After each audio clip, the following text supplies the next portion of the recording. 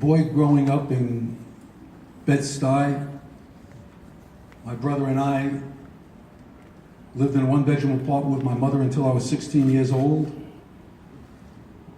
I guess all the young people that I grew up with are either dead or in jail. It was a really tough place. And my teacher, who liked me, said, "Why don't you take this test?" Took the test for Stuyvesant. I couldn't believe I made it. And then spent the years in school finding myself being challenged, being pushed, learning to succeed, learning to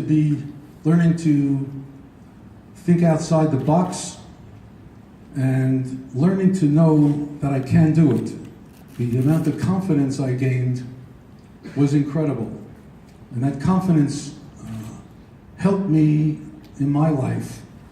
It helped me in my personal life, it helped me in my professional life, and it helped me in my philanthropic life. The things I've done in my life, all based upon can do. Can do. There's nothing that can turn us away from doing it. Blessed my little girlfriend here, over 60 years, we're married 56. I don't normally say this in public, but I picked her up in a pizza parlor. I bet my friends I'm going to take her to bed with me. It took me 4 years and a marriage certificate. I won the $2 from everyone who ushers at my wedding.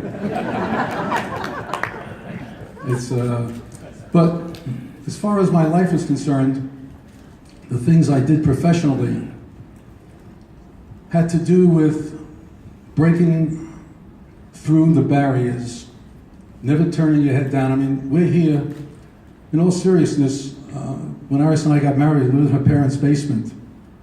To think that we'd be here today, actually we owned this team 37 years. We just dreamed and pushed and didn't quit. Everything we've done was against what people said can happen.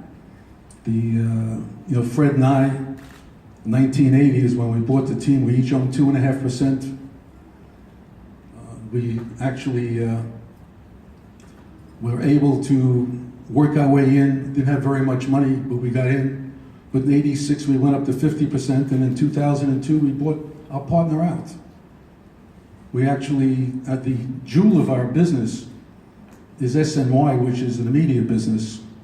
And that, by the way, everyone said we couldn't do because there were already 3 RSNs, regional sports networks in the area.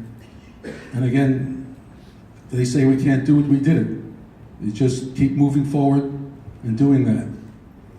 As far as that kind of attitude in the philanthropic world, 1980, the same time we bought the team, part of giving back, I was involved in a local community hospital. And very shortly, we knew that the community hospitals weren't going to survive the way they were. So as a leading trustee, I forced a merger with North Shore University Hospital. Shortly thereafter, I became chairman of North Shore. And today, North Shore, which is now Northwell, which I chaired for 10 years, and I'm honorary chairman still, now has 22 hospitals. It's the largest employer in New York State. It has a new medical school that, again, couldn't get done, but it's just graduated our 2nd class. And it's number 3 in the state. And I can tell you that people look at it as a changing the world, because we teach our doctors different than they were taught when some of you were in school, where normally the medical schools were 2+2. We put our young people into EMS. We make them EMSs immediately. We have 110 ambulances. And we put them touching with the patients immediately. There are no lectures. It's all hands-on. It's all case studies. It's something that the old medical schools can't do because they're stuck with tenure and everything else and the way it's been done. So we changed the way that's been done. Now, as I said, 61,000 employees, the largest employer in New York State. It's all looking at doing things different. Don't be stuck the way it was. And I'm telling you, it all started with my time at Stuyvesant, which was spectacular. So, just a thought, if anyone has any questions on any of that. What is that, Iris? Iris just told me to shut up and turn the mic over.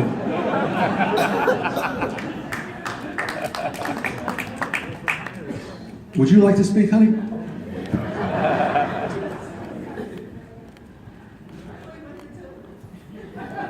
There is no one Tilden. There you go, you got a Tilden back there, honey.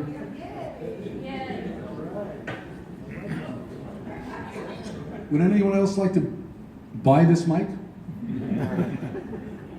Come on.